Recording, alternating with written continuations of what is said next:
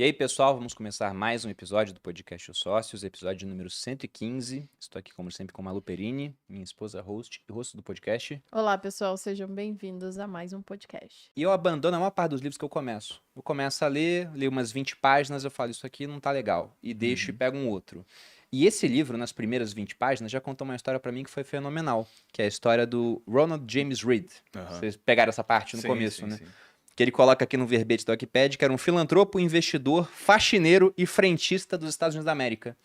E por que ele conta essa história? E essa parte, para mim, foi um insight sensacional sobre o mercado financeiro. Esse camarada, que vivia até os 92 anos, teve uma vida totalmente comum.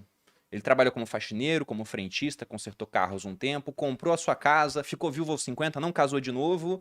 E aí, quando ele faleceu, que ele ficou famoso. Porque quando ele faleceu, viram que ele tinha um patrimônio de mais de 8 milhões de dólares. Nossa. E pouquíssima gente, né? Naquela época tinha esse patrimônio. Foi em 2014.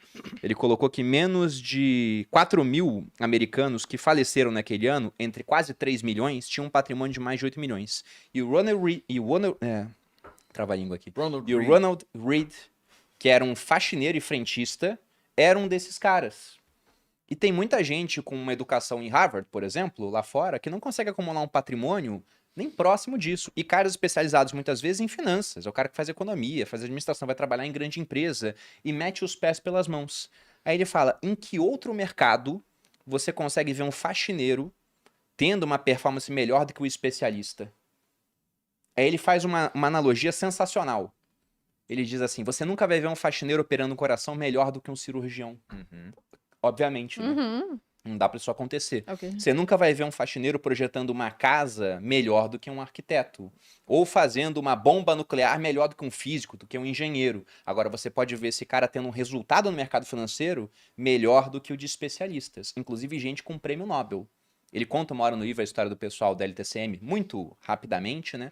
Que era um fundo recheado de pessoal de Nobel, os caras que criaram a fórmula Black Scholes lá, de precificação de opções, e eles quebraram na crise da Rússia em 98. E esse cara não quebrou, ele se aposentou muito rico. Então, de cara, ele já mostra: investimento não é só para quem é do mercado, é para todo mundo. Basta que você invista por tempo suficiente que o resultado vai vir. E essa história, inclusive, tem um livro ótimo que eu não sei se tem tradução para português, mas se tivesse seria Quando os Gênios Não Falharam, tem, já alguma coisa tentei assim. comprar. Que é o When Genius Failed, que conta justamente essa história. Foram vários caras extremamente com uma reputação enorme no mercado, prêmio Nobel e tudo mais, que se juntaram para tentar fazer uma arbitragem ali. E o problema da arbitragem é que você tá colhendo moedinha, né? Você aproveita um grãozinho ali que sobra de cada coisa. E para você ganhar dinheiro consideravelmente, você tem que ter uma alavancagem muito grande, porque aí você colhe muitas moedinhas. E isso eventualmente levou a quebrar, pelo ponto que você falou, que eles baseavam muito no passado e aconteceu uma coisa inédita, né? E aí a equação saiu do controle. Um dos insights que ele traz também é que muitos dos maiores resultados ou coisas que foram relevantes para a história foram por conta de eventos de cauda. O que ele define Ele fala como isso evento de várias cauda vezes. é que nós tendemos a atribuir muita importância a coisas que num primeiro momento parecem ser muito importantes, até acontecer alguma coisinha que ninguém estava esperando que muda o jogo. Então ele dá um exemplo mais ao longo do livro que uma frota de um exército tinha pegado tanques de guerra e eles estavam esperando que 100 tanques estariam disponíveis para que eles pudessem prosseguir e continuar guerrilhando. Era a Alemanha invadindo a União Soviética na Segunda Guerra.